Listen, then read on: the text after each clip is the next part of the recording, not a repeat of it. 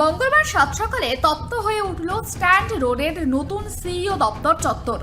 ঘটনা সূত্রপাত এক যুবককে কেন্দ্র করে। তৃণমূলপন্থী বিএলওদের অভিযোগ, জনৈক এক যুবক প্লাস্টিকের ব্যাগে করে এক তারা ফর্ম 6 জমা দিতে সিইও অফিসে এসেছিলেন। তাকে হাতে নাতে ধরে ফেলার দাবি তুলে সিইও অফিসের সামনেই বিক্ষোভ দেখাতে শুরু করেন তৃণমূল সমর্থিত বিএলও কর্মীরা। বিক্ষোভকারীদের দাবি, নিয়ম বহির্ভূতভাবে ওই যুবক ফর্ম জমা দিতে এসেছিলেন, তখনই তাকে হাতে নাতে ধরে ফেলেন তারা।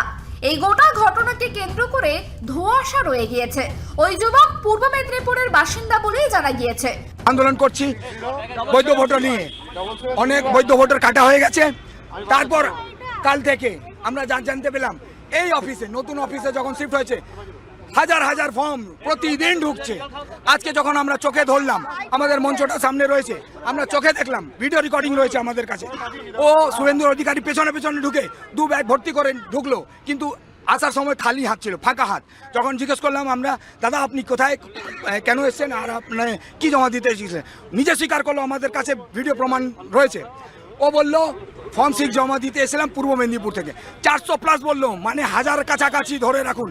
আমি 1000 বলছি, কারণ যে ব্যাগটা ছিল কাউন্ট করা মুশকিল। ও তো 400 বললো। আমরা যখন ধরলাম, পুলিশ সাহায্য করে দিয়েছে ওকে পালাতে। ওর কথা শোনেনি, আমাদের কথা শোনেনি। আমরা বললাম প্রমাণ করো।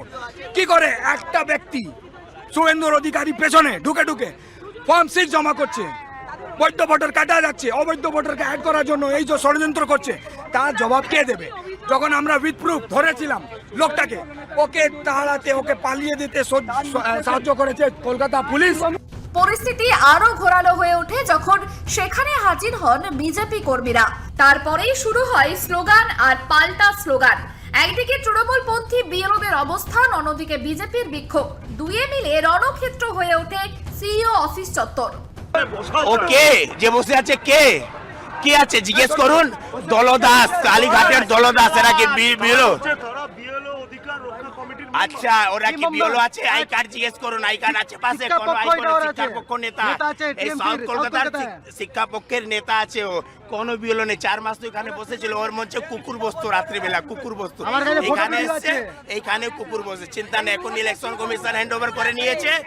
আর আর্মিকে রাস্তায় নামতে দিন, চামড়া গায়ে চামড়া তুলে নিয়ে যাবে। প্ল্যান করেছে। ওর কার সংস্কৃতি যে সাউথ কলকাতা আমার জেলা প্রেসিডেন্টের খুন ভেঙেছে, ওর কার পরিস্থিতি, কার অস্তিত্ব? এটা মুখ্যমন্ত্রী বা তৃণমূল কংগ্রেসের পরিচয় হচ্ছে কি আগে মারবো তারপরে মলম লাগাবো। আমরা মলমও লাগাবো না, আমরা মারে তুলে বের করে দেবো।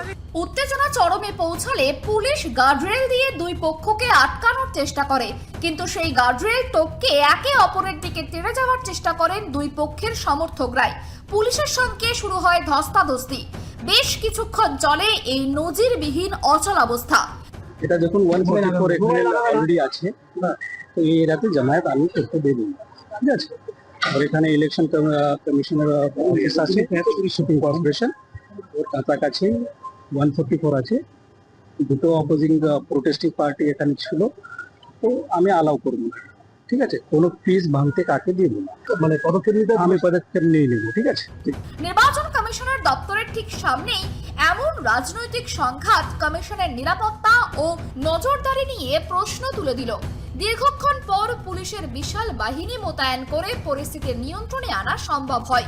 তবে এই ঘটনাকে কেন্দ্র করে দুই শিবিরের রাজনৈতিক চাপানোতর অব্যাহত। ক্যামেরায় দেবরাজ দত্তের সঙ্গে অভ্রদীপ দাসের রিপোর্ট, KTV বাংলা, কলকাতা।